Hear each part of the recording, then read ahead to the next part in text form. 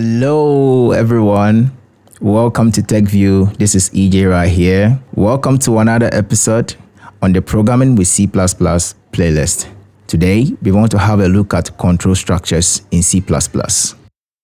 As you put together your tokens, which we have learned as the smallest meaningful unit in programming. So as you put together your strings, your constants, your literals, your operators, your keywords, your variables, as you put all of these ones together to form your expressions and your statement, there is a need for you to now decide as to how you want your instructions to be executed, the format, the sequence in which you want these instructions to be executed.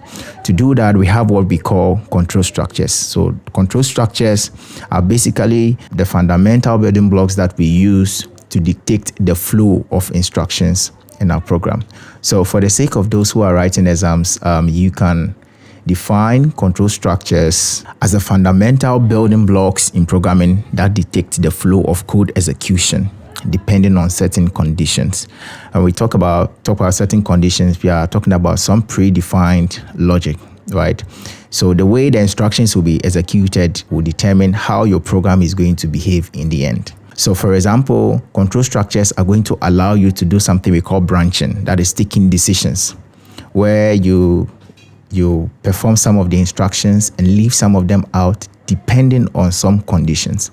Sometimes you might also want to repeat some of the codes. So for example, you might want to repeat a certain instruction or statement a number of times, or some number of codes a certain number of times. To be able to do that, we also have a control structure that we use for that. And sometimes you might just want to alter, change the existing logic that you already have. And we have control structures for doing all of these things. In C++, all of these control structures that I've mentioned can be put into 4 categories. So we have sequence control structures, selection control structures, iteration control structures, and then we have jump control structures, which we normally refer to as jump statements. Sequence control structure is the default and most simplest control structure in any programming language. So unless another form of control has been defined, all programs that you write are going to run sequentially, right? That means that they're going to run in a linear form. So if you have 10 instructions in a program, then the program is going to start executing from the very first one up to the very last one. So instruction 1, instruction 2, 3, 4, up to the very last one in a sequential order. So in this case, none of the instructions are being skipped, none of them are being repeated or anything like that. So that is a sequential. So all programs, the default mode is always in a sequential form. So we don't have types of sequence control structures. We just have it's just the logic sequential order in a linear form. So whenever you need to write a program, whenever you want instructions to be run just as the way they appear, then you're just going to use the sequential control structure. To be able to do that, you don't need any extra syntax, or you don't need to do anything. There are no keywords or anything like that for it. That's because that is the default mode. So the compiler or interpreter, in our case, a compiler, understands that they should run the instructions just as they are. And that will only be altered if there is something else or a different control structure that has been defined. So let's look at an example here.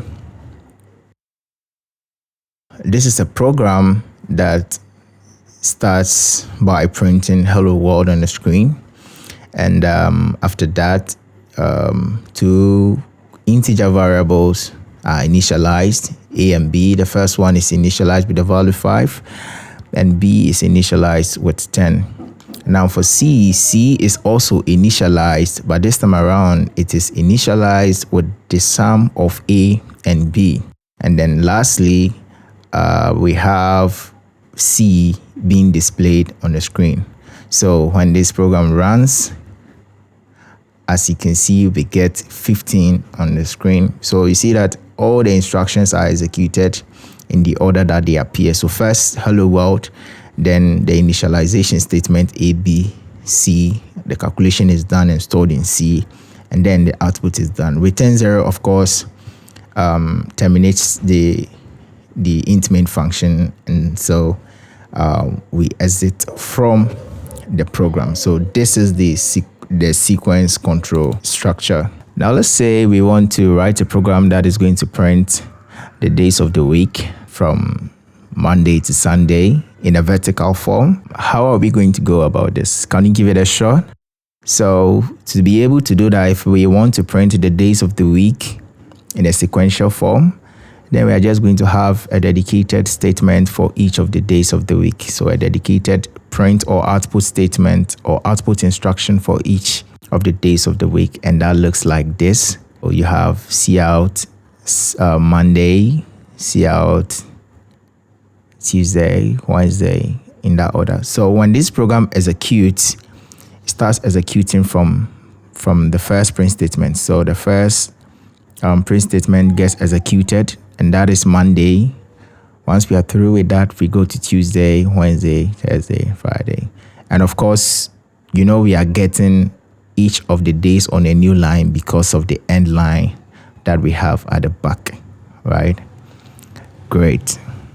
In terms of practical uses, of course, apart from the fact that it is the default mode of execution, we also use it a lot when we want to compute, for example, the sum of a series of numbers, or when we want to read input data from a file or from a user. When we want to write output data to a file or to the console, then of course we are also going to use the sequence control structure. Mathematical calculations are also performed in sequential manner. Yes, so these are some of the practical uses of the sequence control structure. I hope you enjoyed this episode, and I hope you learned a thing or two. In the next video, we are going to discuss in detail selection statements.